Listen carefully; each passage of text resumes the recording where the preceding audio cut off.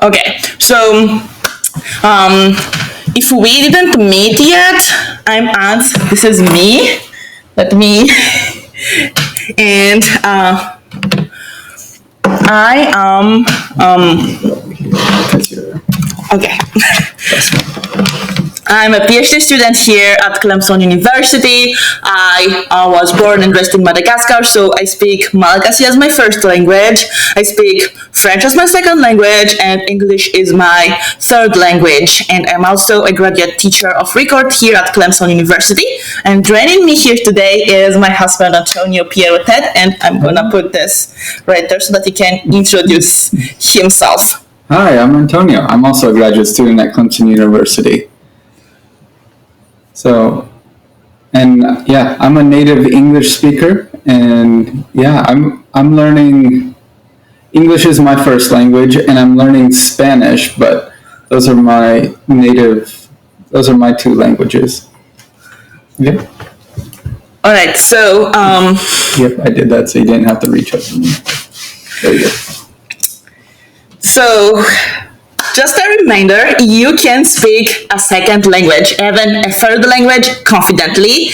And we are here to tell you about our language learning journey. And we are going to talk to you about what to do so that you can avoid them. So, if you are ready, as we are ready, just write ready in the chat and let's go. So let's talk about mistakes number 1, which is learning a lot of vocabularies that don't get used. So when I was started learning English, I was I was learning from books.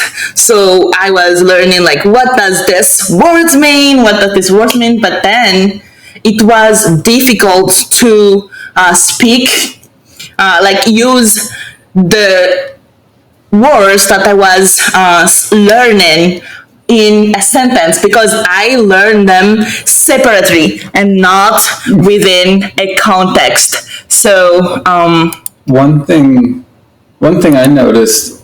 Well, you can go ahead. Yeah. Do you have anything to say about that? Yeah. So one thing is about a lot of language learning is that when you're learning this, it takes time for people to put together the lessons and then make it so then you can learn it. But in say whatever language you're learning, that country, the language evolves, and in 10 or 20 years, that tends to make it so then the words that they use start to change a bit. And I notice sometimes, even now, like when Ants uses English, sometimes she'll use words that were used 10 years ago, and it has just taken that long for the lessons to reflect that. And so always to be aware that no matter what you're learning, if you're using some sort of app or something, some of those things may be a little outdated. Most of them should be right, but some of them tend to be a little bit outdated, and just because the language changes over time. It's not a static thing. Yeah, definitely. And if you have any question, you can just write them on the comment on Facebook. We can see everything. And I'll be keeping an eye on that, and I'll let Ants know. Yeah. And the next mistake that we do is, at least me, I did learn the language by reading only, and I was using other languages pronunciations like French to pronounce the words. Mm-hmm. So even right now, I still have to unlearn a lot of my words, because I was just like making up the pronunciation from French. So that was a pain. So I have like a story for you about that exact thing. Yeah. Can you, Antonio, share about the exhumation story? Oh, yeah, that one. Okay, so to give you some context, in America we have a holiday called Thanksgiving, and during this holiday we get together with family and we have like a big feast. And so in Madagascar, you also have a tradition that you were talking about, which was to honor your ancestors. Yeah, Famatien.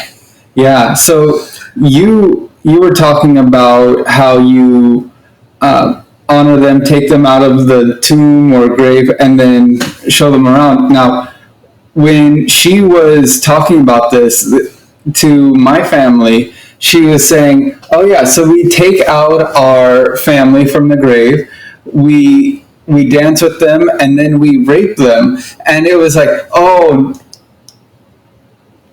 that's a terrible thing to say." And I had to jump in and say, "No, she doesn't mean that," because in English, rape means something along the lines of like Manulan. yeah. So, I that was a really surprising moment. But she was trying to say rap, very similar sounding in English, but the two. If you don't know the pronunciations, things like this can happen, and it can make some very awkward moments. And yeah, I jumped in pretty quick because you had told me the story ahead of time too, and you had made that same pronunciation, and I was like, no, don't say that in front of them. And then you told the story. I was ready for it, and then you said that, and I jumped in pretty quick. And my father-in-law was like, oh, okay. Your father-in-law? My sister's father-in-law. Because as far as yeah.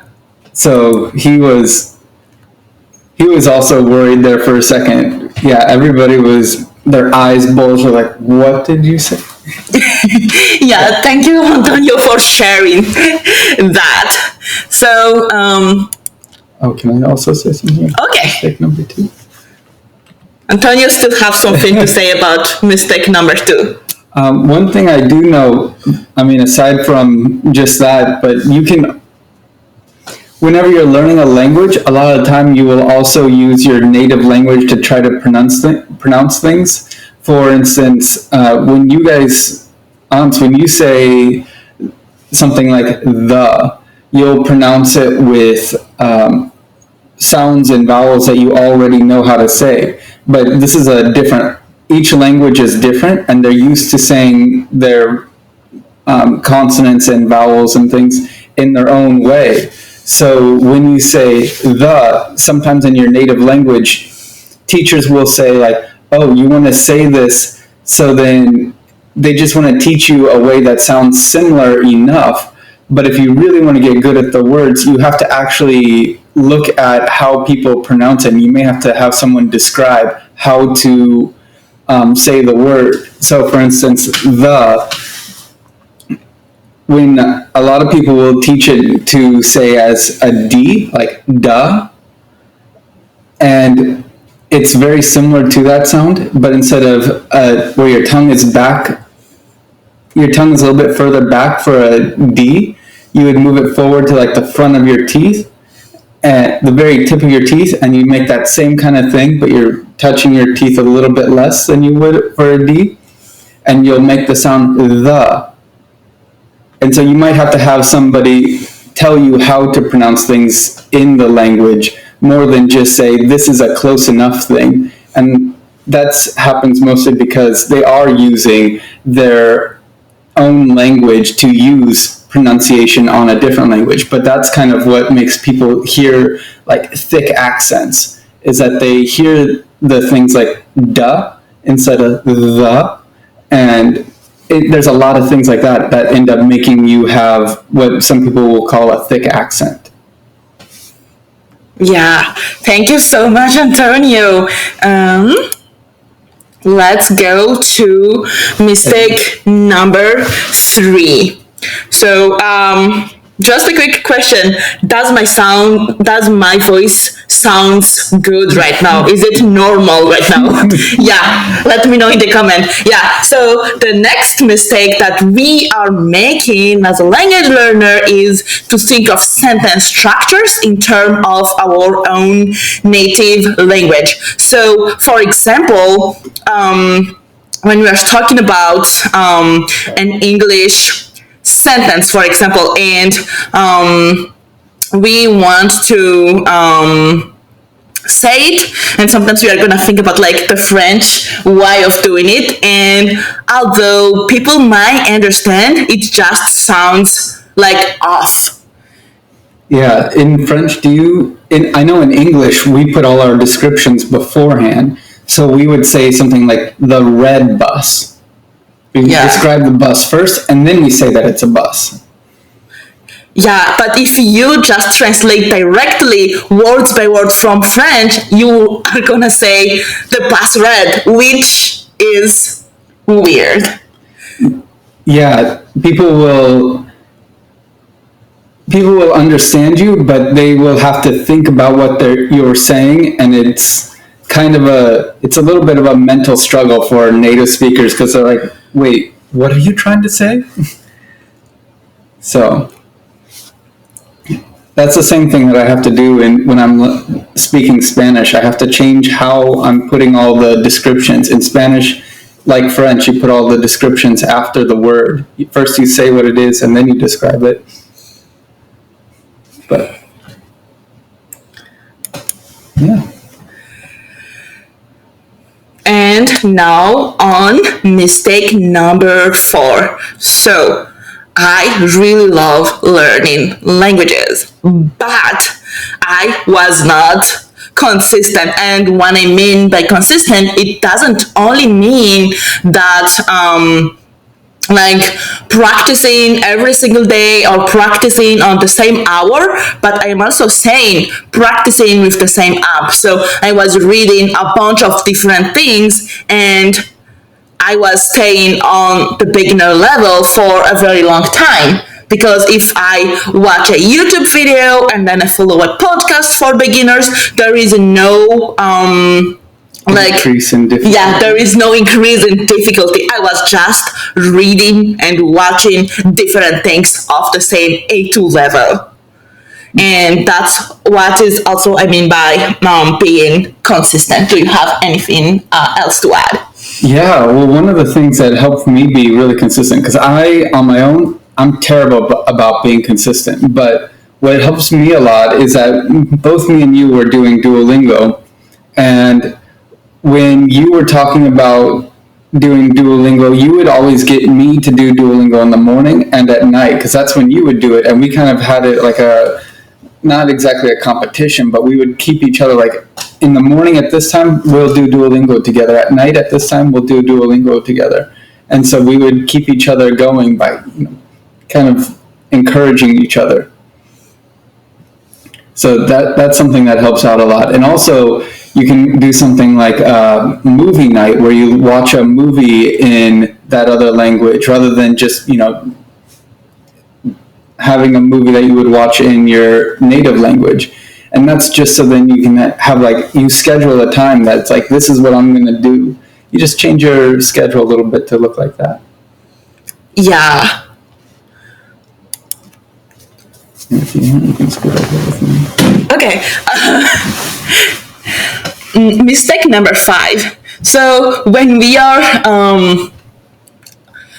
learning a native language, we may be thinking like, okay, I am going to be only speaking to people. I'm going to be talking to people when I am going to be confident in my speaking skills.